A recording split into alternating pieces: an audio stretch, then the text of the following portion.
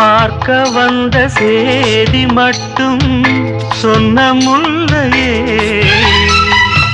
பருவம் வந்த தேதி மட்டும் சொல்லவில்லையே.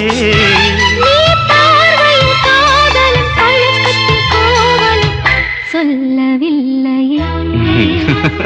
உன்னை தொட்ட தென்றல் இன்று என்னை தொட்டு சொன்னதொரு சேதி,